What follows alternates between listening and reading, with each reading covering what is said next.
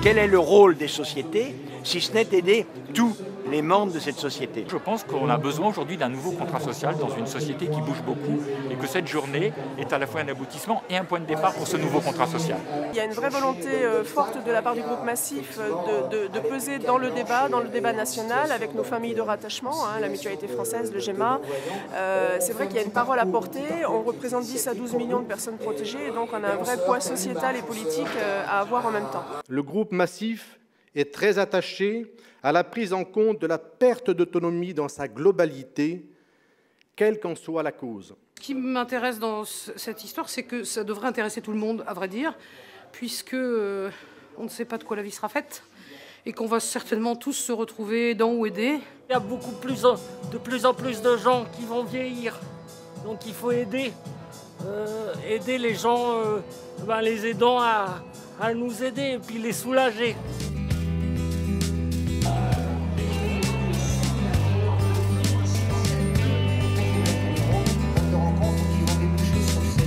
Nous avons ici toute la gamme, tout l'éventail des sentiments qui fondent notre humanité.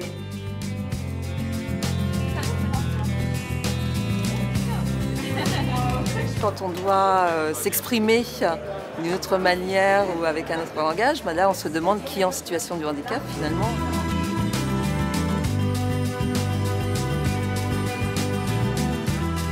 Cette journée, c'était aussi un moyen d'aider au changement de regard. Regarder l'autre qui est différent, le regarder avec d'autres yeux, parfois se mettre à sa place. Et c'était ça aussi qui nous semblait important dans cette démarche.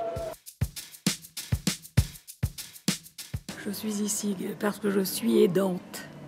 Les aidants, c'est une population qu'on connaît très mal, avec des besoins qu'on a identifiés, qu'on a encore rappelés aujourd'hui. J'ai un mari qui a 83 ans, c'est un malade lourd et il est en HAD, en hospitalisation à domicile. Ça paraît quand même assez exceptionnel parce que c'est une situation qui dure depuis des années, mais le statut d'aidant n'avait pas d'existence.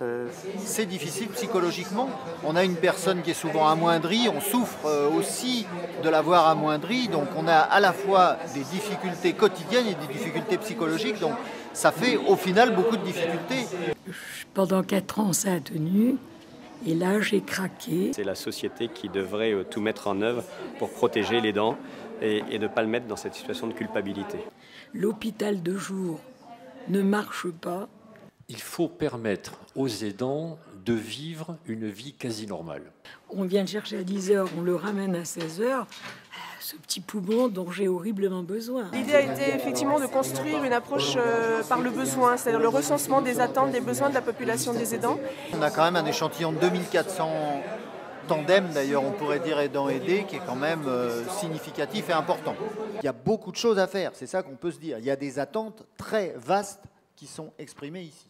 La première chose qui sort, c'est quand même vraiment cette notion d'avoir besoin de répit, souffler. Ensuite, il y a aussi cette question de se sentir seul, non soutenu moralement. Tout ce qui va permettre de soulager l'individu aidant sera de la prévention de la souffrance et de la maltraitance. J'ai un mari qui a eu un accident de moto qui apparemment n'avait pas l'air très grave, mais il a sombré dans un coma profond de lequel il est jamais sorti complètement. Donc je l'ai à la maison. C'est bien que les gens soient chez eux, soient maintenus à domicile le plus possible.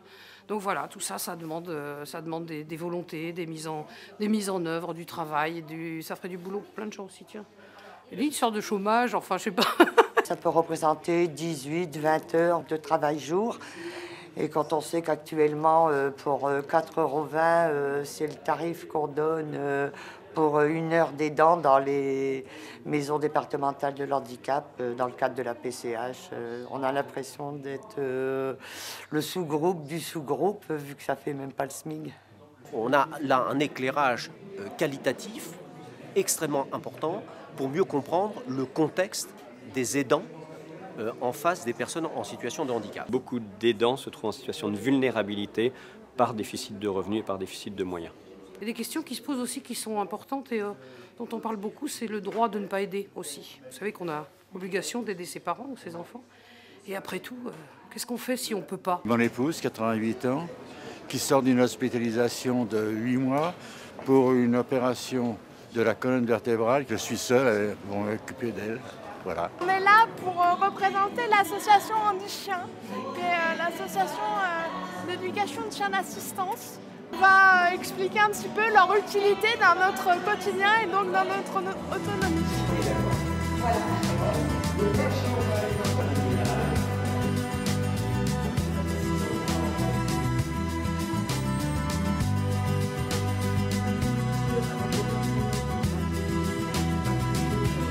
Que cette empathie, cette projection vers l'autre, qui est le fait pour un aidant d'aider une personne qui en a besoin, ne soit jamais un esclavage, mais soit vraiment quelque chose qui permet l'épanouissement au maximum de celui que l'on aide et aussi de celui qui aide, c'est-à-dire de l'aidant.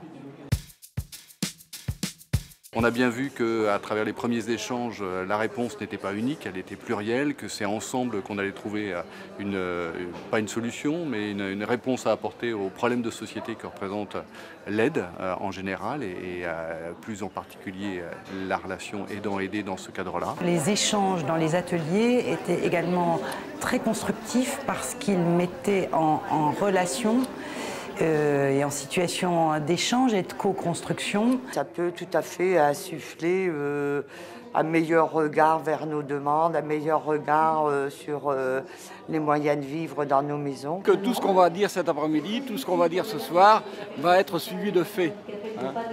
Donc j'attends que toutes ces questions soient posées, qu'elles soient portées sur la place publique, que ça avance, quoi. Que ça avance. Je pense que pour l'avenir, eh bien, c'est le point de départ d'une société qui va s'améliorer en vieillissant, ou en rajeunissant plutôt. Moi, je vais qualifier cette journée, c'est un cri. Hein. C'est un cri. Il faut crier fort pour qu'on nous entende. Il faut crier une situation qui est complètement anormale. Ce sont 4 millions de nos concitoyens qui ont des problèmes et au-delà d'eux, les problèmes également des aidés. Parce que si les aidants ne vont pas, ben, la relation à l'aider ne doit pas être extraordinaire. C'est important de se retrouver sur une même bannière au même moment, ça permet de réaffirmer les valeurs, même si on ne se croise pas au quotidien. C'est nous les citoyens, c'est à nous de dire comment on a envie de vivre. Donc cette journée, elle permet tout ça.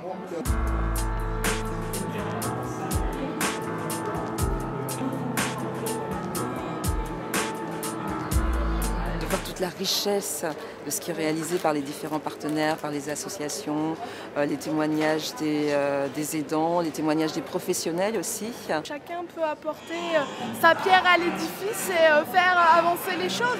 Il est très important à travers les états généraux aujourd'hui, à travers la présence de chacun et les témoignages de chacun, les propositions aussi concrètes qui seront faites par le groupe Massif, que soit enfin reconnue l'urgence d'aborder ce sujet de société en fait. La réponse, elle doit naître de la concertation entre les personnes concernées elles-mêmes, le couple aidant-aidé, les militants, les associations, les mutuelles et les pouvoirs publics. Et cette journée-là, c'était un temps de rencontre entre ces différents regards. C'est effectivement une première étape. Il faudrait aussi après essayer de traduire aussi en termes institutionnels, voire même en termes politiques, ce qui va ressortir de cette journée. Que ça soit connu et que ça soit dit bien fort alentour, et notamment aux oreilles des politiques. Mais que ça puisse toucher nos hommes politiques et qu'on ait vraiment une aide et qu'il y ait du changement à ce niveau-là.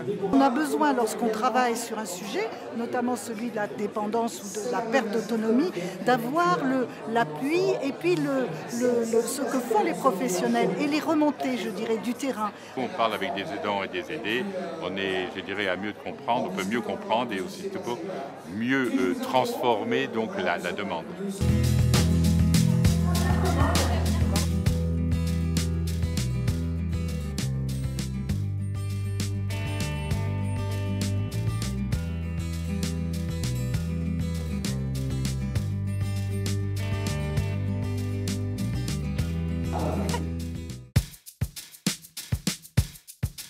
C'est le gros début d'un énorme chantier qui reste à faire, mais qui s'ouvre vraiment sur un chantier collectif, où la Massif souhaite intégrer l'ensemble des partenaires et des institutionnels et de tout l'environnement concernant les aidants pour travailler avec eux sur la progression de la problématique. Je vais me battre avec le sentiment que je ne suis pas tout seul, qu'il y a des gens derrière, et donc finalement j'en sors plutôt regonflé. Je me battrai davantage. Le fait qu'il y ait à un moment donné un coup de projecteur sur ce problème de société était important, y compris parce qu'il doit permettre demain d'aller vers davantage d'actions, peut-être davantage de coordination, et c'est une des propositions du manifeste auquel la Matmut s'est associée. Donc au travers de cette démarche commune, nous voulons alerter les pouvoirs publics sur l'urgence qu'il y a à agir.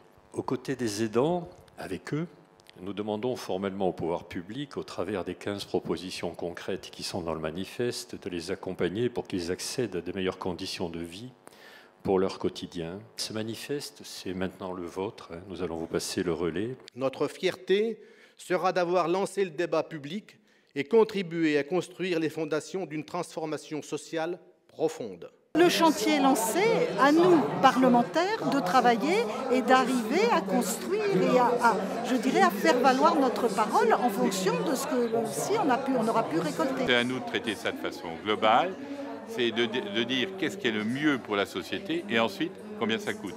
Mais d'abord de trouver, je dirais, la solution qui est la meilleure. Là, on voit à quoi on doit répondre, quelle est notre responsabilité. Ce que j'en attends avant tout, c'est que la réalité des relations, la réalité des sentiments, la réalité des regards émerge, on va dire, sans entrave, sans idées préconçues et convenues. Et que cette magnifique humanité qui s'exprime puisse être présentée dans toute sa beauté.